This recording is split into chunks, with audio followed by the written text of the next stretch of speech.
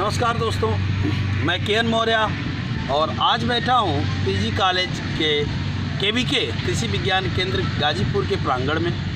हमारे साथ बैठे हैं क्लास 2 के गवर्नमेंट में क्लास 2 के अधिकारी रहे हैं आपके पास बड़ा ही अच्छा नॉलेज है। आज हमारी मुलाकात हुई, मीटिंग के दौरान मैंने इनके वक्तव्य सुने, बड़े अच्छे लगे इनके वक्तव्य। मुझे दिल किया कि इनका लाभ हमारे जो देश के किसान हैं उनके तक पहुंचना चाहिए। इनके पास 13-14 सालों का मछली पालन का बहुत ही बढ़िया और शानदार अनुभव है। आज मैं इनसे आपको मिलवाता हूं, दिखाता हूं। ये हमारा YouTube चैनल है, आपको चीज़ें अच्छी आए तो पसंद करिए, इसे लाइक करिए, शेयर करिए और सब्सक्राइब करिए ताकि जानकारियाँ आपको मिलती रहें। आइए मिलते हैं सर। नमस्कार सर। स्वागत है आपका हमारे इस कार्यक्रम में। ठीक है, अपना नाम बताएंगे प्लीज़ किसानों को। मुझे अमरदेव राम कहते हैं। अच्छा, मछली पालन में सबसे तो आज आपसे मिलके मुझे प्रसन्नता हुई। जी, हमें ये बताएं हमारे किसान को मछली पालन क्यों करना चाहिए? इसलिए करना चाहिए कि जो हमारे अनाज का उत्पादन हो रहा है उसका मूल्यांकन कम हो रहा है, तो हमें दूसरी तरफ भी देखने के लिए प्रयास करना चाहिए कि यह भी एक मत्स्य उत्पादन है। इससे किसान हमारा अच्छा उत्पादन करके अच्छी आमदनी कर सकता है, यानी इसलिए इधर ध्यान देना जी जरूरी। आपके शब्दों में मैं ये कहूँ कि आप ये कहना चाहते हैं कि यदि आप मछली की खेती करते हैं जी तो अनाज से कहीं ज़्यादा पैसा प्राप्त कर सकते हैं। जी हाँ। अच्छा, आप एक अंदाज़ा हमारे किसानों को बताइए कि हमारा किसान यदि मछली की खेती करे तो 1 एकड़ में 1 साल में क्या बचा सकता है? नहीं, कम से कम जो है देखें, अगर ठीक से जो वैज्ञानिक तरीके हैं उसके हिसाब से वो व्यवस्था करता है किसान हमारा, तो मैं निश्चित रूप से ये कहता हूँ कि 2-2.5 लाख रुपया उसको नेट आमदनी हो सकती है, और वो 6 महीने। किसान भाइयों, मुझे बहुत ही हैरान कर देने वाली ये जानकारी मिली है। 6 महीने में 1 एकड़ से आप कम से कम 2.5 लाख रुपए शुद्ध प्रॉफिट की बात हो रही है। शुद्ध प्रॉफिट आपका 2.5 लाख रुपए हो सकता है 6 महीने में। यानी साल की बात करें तो आप मत्स्य पालन करके 5 लाख रुपए साल के 1 एकड़ से बचा सकते हैं। कैसे बचा सकते हैं अब सर से मैं जानना चाहूँगा। सर पहले तो ये बताइए, क्या गवर्नमेंट की तरफ से इस पे कुछ सब्सिडी वगैरह मिलती है? जी हाँ, सब्सिडी मिलती है। उसके तालाब की खुदाई पर भी सब्सिडी मिलती है। अच्छा, और जो बच्चे छोड़े जाते हैं उस पर चारा पर कुछ अमाउंट में अच्छा बजट अलॉट होती है। सभी आम किसान को नहीं बल्कि कुछ चुने हुए किसानों को जो है इस पर अनुदान मिलता है। अच्छा, हमें ये बताइए, बिल्कुल नया फार्मर है, जैसे मान लीजिए कोई नया फार्मर हमारा देख रहा है चैनल जी, और वो मछली की फार्मिंग करना चाहता है जी, तो उससे आवश्यक चीज़ें क्या क्या करना पड़ेगा उससे? हाँ, उसके लिए आवश्यक चीज़ें ये हैं कि आप ये देखिए कि ज़मीन आपकी कंकड़ीली ना हो।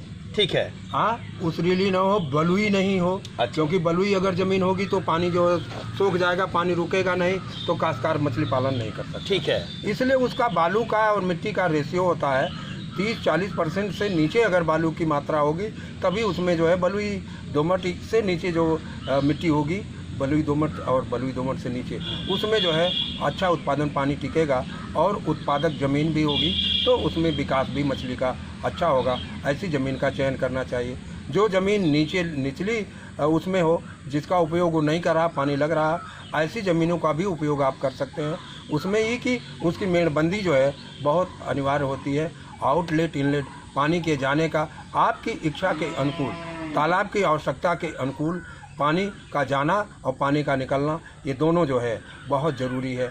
इसकी जो है ध्यान रखने की आवश्यकता। तो ध्यान दीजिए किसान भाइयों, पहले तो हमें अच्छी मिट्टी की ऐसे मिट्टी की तलाश करनी है जहाँ पे पानी रुकता हो जी, ठीक है, और उसकी पहले मेड़बंदी करा दें।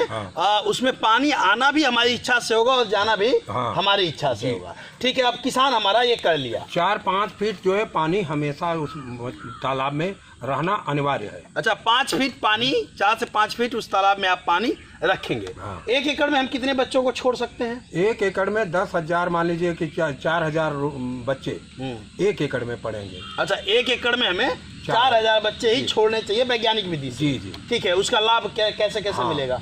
उसको ऐसा है कि जो जीरा बच्चे हैं, जो छोटे बच्चे हैं बिल्कुल उसके टाइप के, उनको पहले नर्सरी में हम डालते हैं। अच्छा। नर्सरी की पूरी पहले तैयारी करते हैं। नर्सरी में कितना जगह में नर्सरी होनी चाहिए? न मुश्किल से 1 हेक्टेयर के लिए 10 बीस की जो है नर्सरी जो है बहुत है। तो उसमें जो है हम इसी गर्मी में जुताई करते हैं, उसका खादीकरण करते हैं, उसमें चूने का प्रयोग करते हैं, पानी भरते हैं, उसमें दवा का इस्तेमाल करते हैं और उसके बाद तब बच्चों को हम छोड़ते हैं। अच्छा। अब बच्चे जब बढ़ जाते हैं, कम से कम 3 इंच 4 इंच के बच्चे जब हो जाए तब उनको निकाल के हम तालाब में डालते हैं। अच्छा। और जब तालाब में डालते हैं तब उसमें जो है हमको ये ध्यान रखना है कि हमारे 4000 बच्चे 1 एकड़ में ज़रूर रहें। अच्छा, ठीक है। और 4000 रहेंगे तो हमको ये ध्यान भी रखना होगा कि जो है उसमें से बच्चे जो है जैसे इनके दुश्मन भी हैं, कीड़े होते हैं, डंक मार देते हैं, उसमें पकड़ लेते हैं, सांप होता है जो वो भी जो है उनको नुकसान पहुंचाता है बच्चों को।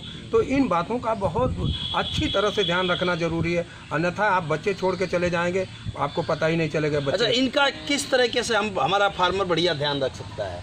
बढ़िया ध्यान ही रख सकता है कि हर 10 दिन 15 दिन या 1 महीने पर जाल को चलाएगा। अच्छा, जाल मतलब किसान भाइयों देखिए, आप मछली पालन यदि करना चाहते हैं तो 1 एकड़ में जब आप 4000 बच्चे छोड़ देंगे, हाँ। तो उसके 15 से 20 दिन के बाद सर का रिकमेंडेशन है कि एक बार जाल आपके उस पूरे तालाब में चलनी चाहिए। इससे क्या फ़ायदा होगा सर? जी, इससे यह फ़ायदा होगा कि एक तो जो लार पानी में जो बन रहा होगा जिसकी वजह से मछलियाँ मरने लगती हैं, तो वो लार ख़त्म हो जाएगा। मछली की संख्या आपने छोड़ा है तो वह मालूम हो सकता है, मछली विकास कर रही है कि नहीं। आपने चारा खिलाया, अगर ठीक से आप चारा खिलाए हैं तो 140 ग्राम प्रति माह जो है मछली का वजन बढ़ना चाहिए। ये नोट करें हमारे जो मछली के किसान हैं कि पर मंथ 1 किलो 140 ग्राम 140 ग्राम पर मंथ मछली का वेट बढ़ना चाहिए। यदि नहीं बढ़ रहा है तो भी प्रॉब्लम है। हाँ, प्रॉब्लम है। ठीक है, इसलिए प्रॉब्लम है कि जहाँ संख्या आप अधिक डाल देंगे, आपको पता नहीं है, आप संख्या डाल दिए तो जो भोजन है, प्राकृतिक भोजन और कृत्रिम भोजन, दोनों 2 भोजन है, दोनों का 2 काम है। प्राकृतिक भोजन पूरा निर्माण करता है, जो है उनको बॉडी को मेंटेन करता है, और कृत्रिम भोजन उसके अंदर पौष्टिकता और वजन बढ़ाता है। तो इन दोनों का भोजन का जब वो है, और मछली अगर 140 ग्राम नहीं बढ़ी, इसका मतलब कि कहीं ना कहीं कोई कमी है। या हो सकता है कि संख्या अधिक होगी, या हो सकता है कि आप जाल नहीं चला रहे हैं। ये सब सारी चीज़ों की वजह से उसके विकास पर असर पड़ता है। अच्छा, एक चीज़ हमें और बताएं, हमारा किसान यदि एक बार खेती करना शुरू किया जी, मछली फार्मिंग किया जी, तो वो कितने समय तक वो पानी को चलाएगा? वो पानी कंटिन्यू रहेगा उसमें? नहीं, पानी का तो ऐसा है कि पानी को बदलते रहना चाहिए। कितने दिनों पे? वो 6 महीने।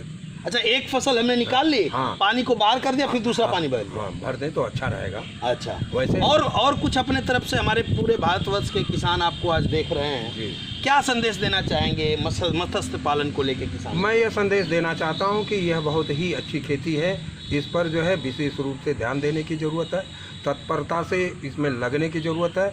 यदि ठीक से जो है इसमें काम किया गया तो हमारा किसान बहुत ही अच्छी आर्थिक स्थिति में मजबूत हो जाएगा, उसमें कोई दो राय नहीं है। लेकिन किसान को काम करना चाहिए, जाल चलाना, बच्चों की संख्या को देखना, कीट रोगों को जो है ठीक से देखना, क्योंकि जैसे उसमें लाल घाव हो जाता है, काला धब्बा हो जाता है, सफ़ेद धब्बा हो जाता है, ऑक्सीजन की कमी होती है, क्योंकि ऑक्सीजन मछली के लिए सबसे ज़्यादा जो है प्रॉब्लम जो क्रिएट होती है बरसात के दिनों में, सूर्य की रोशनी नहीं मिलती, उसमें जो है ऑक्सीजन नहीं बनती और संख्या अधिक है तो ऑक्सीजन की कमी होगी। डिजॉल्व ऑक्सीजन की जब कमी होगी तो मछलियों के उसके कारण ऑक्सीजन न मिलने के कारण मछलियाँ ऊपर आ जाती हैं और जो बीओडी है उसको जो है लेने के लिए जो है वो करती हैं और वो नुकसानदेह होता है, मछलियाँ मर जाती हैं। कासार ही समझता है कि जो है जहर पड़ गया, ये हो गया, वो हो गया, दुनिया भर की बातें। यानी केयर करना चाहिए, केयर करना चाहिए। बरसात में तो निश्चित रूप से, जाड़े में भी जो है जब ओस पड़ती है, कोहरा पड़ता है, इन परिस्थितियों में मछली पालक को जो है बिल्कुल सावधान रहना चाहिए। क्या सावधानी बरतनी चाहिए जाड़े के दिनों में? जाड़े के दिनों में तो ये कि वैसे तो मछली का विकास बहुत धीमा हो जाता है। अच्छा, 15 डिग्री से नीचे टेम्परेचर जाने पर मछली का जो है विकास कम होता है और उधर 35 से 40 जो है डिग्री से ऊपर जाने पर भी मछलियों के उस पर प्रभाव पड़ता है स्वास्थ्य पर। इसलिए इस पीरियड में जो अच्छा सबसे टेम्परेचर है 15 से लेके 35 तक जो है 40 तक जो है, इसमें हमको ध्यान रखना चाहिए कि मछलियों को भोजन की कमी ना हो, मछलियों को जो है जाल की चलाने एक्सरसाइज कराने की कमी ना हो, क्योंकि वो जाल चलाने से उनकी एक्सरसाइज होती है, ब्लड सर्कुलेशन बढ़ेगा तो उसका जो है शरीर के विकास पर जो है असर पड़ता है। हम आदमी लोग जो है अपना जो है सवेरे एक्सरसाइज करते हैं, योगा करते हैं, तो हम मछलियों को भी जो है यह कहते हैं कि उनका योगा, उनकी एक्सरसाइज आप जाल चलाने के माध्यम से कराएंगे तो निश्चित रूप से आपको उसका लाभ मिलेगा। अच्छा, चलिए, बहुत बढ़िया लगा हमारे किसानों को आपने बताया। मैं चाहूँगा कि हमारे कुछ ऐसे भी किसान होंगे जो आपसे बात करना चाहते होंगे, तो अपना कांटेक्ट नंबर बताएंगे? जी हाँ, बिल्कुल। 9919 65 45 09। आपको कोई प्रॉब्लम हो आप सबसे बात कर सकते हैं। हमारे YouTube चैनल पे हैं आप तो 9236114711 पे बात करेंगे तो निश्चित रूप से हम प्रयास करेंगे कि सर आपके यहाँ भी विजिट करें, अपनी राय दें। हम चाहेंगे कि सर का बहुत बड़ा योगदान है इसमें, तो सर को आप क्या विजिट कराएं। आपने हमें को समय दिया सर। प्रदेश के किसी कोने में जो है कोई भी काश्तकार मछली पालक अगर हमको किसी मुसीबत में याद करेगा तो मैं उसके जो है किसी भी तरह की समस्या के निराकरण के लिए उसके उस पर निश्चित रूप से मैं उपस्थित रहूंगा और निराकरण करूंगा। आपने समय दिया इसके लिए बहुत बहुत धन्यवाद आपको, बहुत बहुत धन्यवाद। किसान भाइयों याद रखिएगा, ये एक ऐसी खेती है जिसमें 1 एकड़ से 1 साल में 5 लाख रुपए निकाले जा सकते हैं। बहुत बहुत धन्यवाद आप सबका।